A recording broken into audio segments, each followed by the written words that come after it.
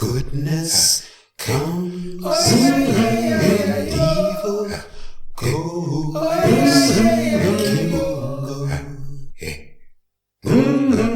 Kimungo. Kimunga Ukumbozi, Kimunga Ukumbozi, Kimunga Ukumbozi, divine liberty, divine liberation, divine freedom, and all that will bring for African people wherever we happen to be on the face of this earth. Karibu and welcome. My name is Kwende, and we're going to be discussing the very important subject of African culture, specifically living African culture. Now, since the beginning, and when I say beginning, the dawn of humanity, and we know that the African is primary of humanity, the greatest and primary of humanity. Since the beginning, African souls have created, established, developed, and nurtured themselves with the highest form of culture the world has ever come to know. Not only is that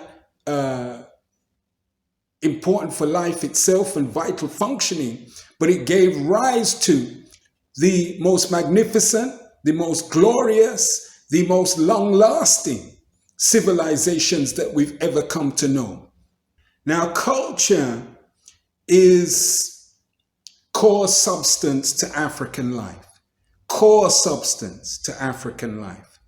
It holds within it the values that African people live, the wisdom tradition that guides and shapes African life, the moral standards by which African people adhere to and can express life to the full, the ancestral knowledge, the ancestral knowingness that African people have established and generated for generation upon generation upon generation ever since the beginning.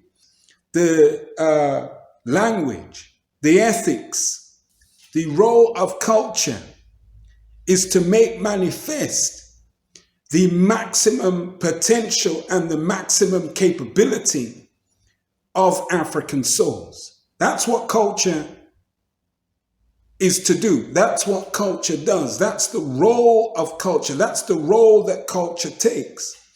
And so it is very important that we consider it for the significant, vital, crucial functioning that it has.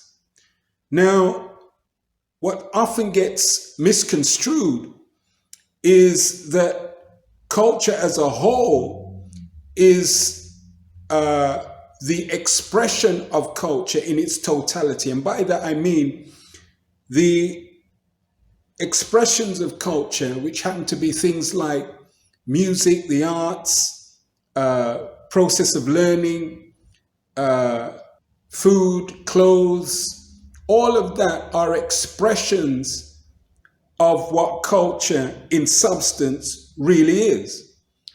And that must be made clear, because oftentimes we take the expression of culture and apply it wholesale as though it's the whole thing, core substance and all. It's not quite that. And there is a distinction between what is the core substance of culture and what is expressed from that core substance. So if we just for a moment take the core substance, and as I say, that is where the values are held, where the wisdom tradition is held, where the moral standards are held, the ethos is held, the spiritual order is held.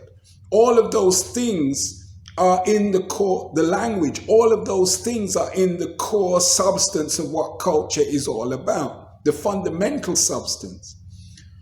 With all of those things being nurtured, developed, shaped, and lived, naturally, expression of life outwardly reflects that, reflects those values, reflects that morality, reflects that ethical and wisdom-filled guidance and nourishing that is at the core. And so when African people then in their natural state express music as a cultural expression, it reflects the values at the core. when African people express themselves through the arts of whatever form, it expresses that core substance. When we express ourselves in terms of dress or clothing, it expresses that core substance. And so it's very, very important to know that African culture and civilization are one. The word culture and the word civilization are interchangeable. Culture is civilization. Civilization is culture in a functional way. So when we're speaking of African culture, when we're speaking of African civilization, they ought to, in our mind's eye, mean the same thing. Think about that. That's something to think about. That's certainly food for thought, surely. And as we have our conversations with each other, as we discuss what culture is, if we know it's about civilization, then our conversations will be transformed and elevated to reflect that.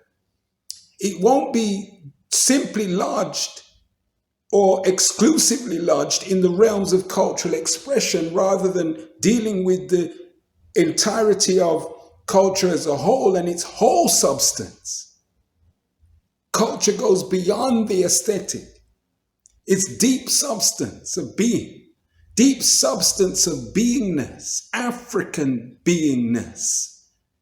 And as we grow and learn and restore ourselves to our full and maximum functioning, our optimal functioning again, we will know what culture is, not just by intellectually processing the term or memorizing key blips of information, but have living knowingness, the way of life that is engaged in, that the African journeys in, walks in, and lives life in, is a reflection then of the core values, the core essence of what it is to have culture intact, to what it means to have culture preserved,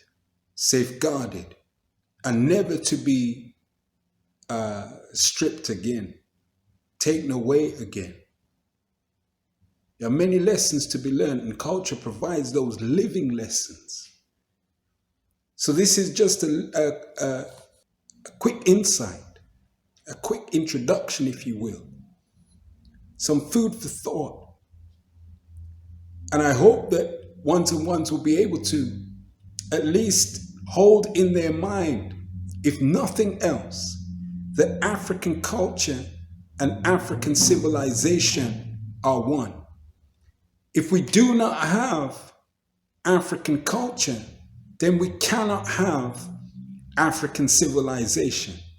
If we do have African culture, if we live our African culture, the highest culture that exists in the world, then it means that we have the highest civilization that exists in the world.